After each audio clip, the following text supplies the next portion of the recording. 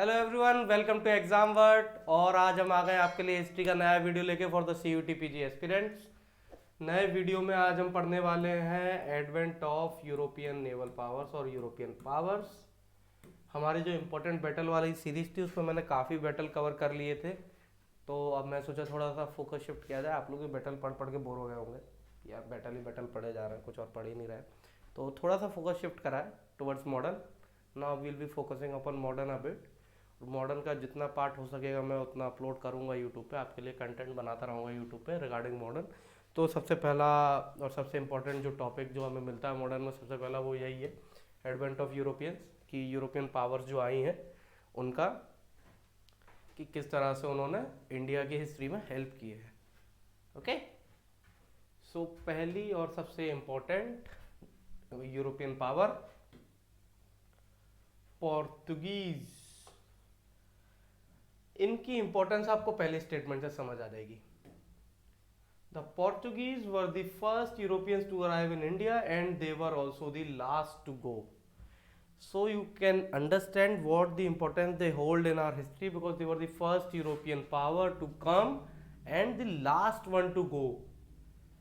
इतना लंबा span, they were the last one to go। जब गोवा इंडिपेंडेंट हुआ था, गोवा इंडिपेंडेंट हुआ था आफ्टर द पोस्ट इंडिपेंडेंस, करीबन 14-15 साल बाद जाके गोवा इंडिपेंडेंट हुआ था हमारी इंडिपेंडेंस के बाद, तब जाके पोर्टुगीज इंडिया से गए थे। Okay, the kings of Portugal and Spain split the non Christian world between them in 1497 under the treaty of Tordesillas by an imaginary line in the Atlantic about 1300 miles west of the Cape Verde Island।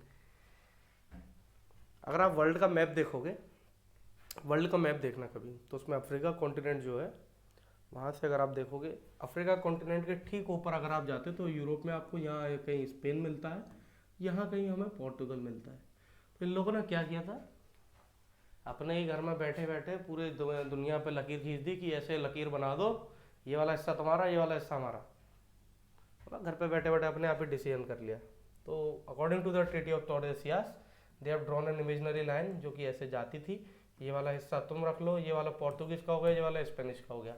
Therefore you have seen there are very good Hollywood movies that have been produced in this topic when Spanish invaders were there and they have invaded the Incas, or they have invaded the Mayan civilization that were in the South America. What had happened to them? There are very good movies that are produced on this topic. Please do watch them. They are really the masterpieces of Hollywood that Hollywood had produced. So in 1497 it had happened, and the division of empire took place. First one is there, and what's the reason for this, कि हाँ इतना क्या ज़रूरत पड़ गई कि नहीं यार अब तो लाइन ही खींच देंगे, यहाँ चले जाएंगे वहाँ चले जाएंगे, इतनी क्या ज़रूरत पड़ गई। So the Renaissance which had taken place in Europe, Renaissance, the Renaissance which had taken place in that Europe, it had helped to build a shipbuilding industry in European countries. It had helped to build a shipbuilding industry in the European countries. Through shipbuilding, they can afford the naval expedition for long. Okay? क्योंकि naval expedition में ये नहीं पता होता है कि आगे जाके क्या मिलने वाला है। समंदर एक ऐसी दुनिया है जहाँ आपको नहीं पता अगले पल क्या होने वाला है। और उस टाइम पे तो आप 1497 की बात हो रही है, ना कोई ढंग के कंपासेस थे, ना कोई GPS था, ना कोई वेदर मॉनिटरिंग सिस्टम था, बस निकल गए तो अब ये नहीं पता कि वापस आएंगे भी कि नहीं आएंगे। ठीक है, ये भी नहीं पता रहता वापस आएंगे या नहीं आएंगे। सो बार्थोलोमेओ Diaz, he is a very important figure in, not in Indian history but in world history, because he had changed the map of the world। इन्होंने पूरी दुनिया का नक्शा ही बदल दिया था। पहले लोगों को लगता था कि अफ्रीका जो है, अफ्रीका के बाद कुछ है ही नहीं, लोग वहाँ से जब समंदर में जाएंगे तो एक पॉइंट के बाद नीचे गिर जाएंगे, ऐसा सोचते थे लोग। पर बार्थोलोमेओ डियास ने जाके बताया कि नहीं, उसके आगे भी समंदर है, उसके आगे भी ज़मीनें मिल सकती हैं हमें। So he was a Portuguese navigator who crossed the Cape of Good Hope in 1487। Cape of Good Hope in Africa। Cape of Good Hope अगर आप देखेंगे तो, अगर ये अफ्रीका का मैप है, जैसे ये अफ्रीका का मैप है अगर, तो यहाँ पे कहीं आपको केप ऑफ गुड होप मिलेगा। यहाँ से बार्थोलोमेव डियास ने अपनी जर्नी शुरू की थी। He had gone towards up till Gulf of Aden and the central Asia. From there he hadn't reached India, वो इंडिया नहीं आए थे। Bartholomew Dias has never reached India.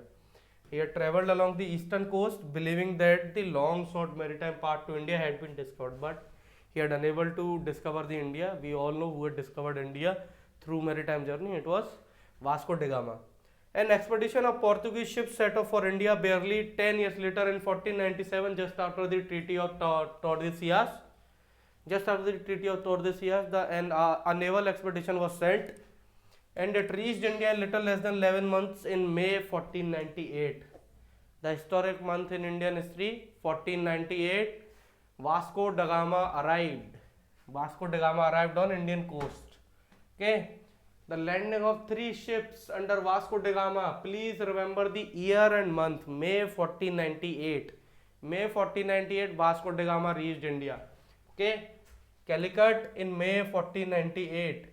Headed by a Gujarati pilot called Abdul Majid. It is said that it was Abdul Majid who had seen the land for the first time from the sea.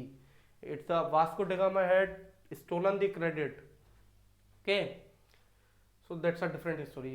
You can read about it on Google. Just type that Vasco da Gama hadn't seen the land for the first time during the seafair. You can find it on Google, that story. Had a significant impact on Indian history. 3 months in India. It was his first voyage to India. Vasco da Gama had come 3 times in India. First time this, second time after few years he will come to, and once again he arrived as governor. Okay.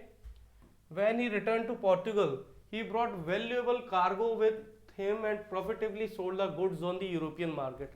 He had gained so much profit that now it has become a habit of European travelers to come to India and purchase goods and sold them to the European market at a higher profit margin. Okay. 1505, King Ferdinand I of Portugal. Ferdinand I, he appointed a 3-year governor in India and provided him with adequate troops to preserve Portuguese interests. The blue water policy was his policy. Okay. Who was the first Portuguese governor? Francis de Almeida. Francis de Almeida. Francis de Almeida. So blue water policy credited to the Francis de Almeida. Okay, कोई नहीं भूलेगा इस वाले point को. The blue water policy credited to Francis de Almeida. Albuquerque, he had succeeded Francis de Almeida as the governor. He took over as Portuguese governor of India when Almeida died. He was the true creator of Portuguese authority in the East, a mission he finished before his death. Abolition of sati. It was under Albuquerque that abolition of sati taken place. He was the governor under whose reign abolition of sati takes place. Please take a note of this part. Portuguese started to initiate reforms very early age of their coming to the India. In November 1529, Nino de Cunha was appointed governor. Nino de Cunha was a ruthless governor, and almost a year later, Portuguese administration in India moved its headquarters from Kochi to Goa. The reason for removing the capital from Kochi to Goa or moving the administrative headquarters, they are a very detailed topic. We will look at them in the live classes. During his struggle with Mughal Emperor Humayun, Bahadur Shah of Gujarat, when we read in our live classes, we see how Gujarat Sultanate has taken over. They enlisted the support of the Portuguese by transferring the island of Basain. Basain was an island in Bombay at this time, along with the dependence and income to them in 1534. There was a continuous power struggle between the Portuguese and Mughals and Gujarat Sultanate, and Portuguese had a very distinctive feature on their boats. They used to have guns or cannons on their boats, which no other empire had them. through that blue water, what was the blue water policy we look at? I've told you about the blue water policy. The Almeida had invented this blue water policy. They have a they have control over the seas, because Portuguese navy was one of the strongest navy of the world at that time, and through their navy they have conquered the seas, and each and every ship which was going to pass through the Indian Ocean, each and every ship which was going to pass through the Indian Ocean, they have to take a cartas or a pass from the Portuguese navy. If they hadn't the pass from the Portuguese navy, then Portuguese navy will take over the ships. That's the simple logic. That's how Portuguese had made their reign inevitable. But because of their early intervention into the social customs of India hadn't helped them a bit, and they don't become a formidable, they don't become the ultimate emperor of India, because they have intervened in the social customs very early, at very early age. Okay, and the detailed look over the Portuguese empire we will look into our live classes. And there's an information for you guys, we are planning on to launch a new batch for you. So if you want to launch our new live batches, then please do join the Telegram group, because any advanced info on the new live batch we will upload on the Telegram channel, and these are official channels through which you can contact us or watch anything, or you can ask anything regarding your batches or your doubts. So new live batches are going to be live very soon, so please do join the Telegram channel for the updates, and subscribe to the channel for getting new updates on the upcoming topics and upcoming videos for your exam. Thank you so much, and keep studying.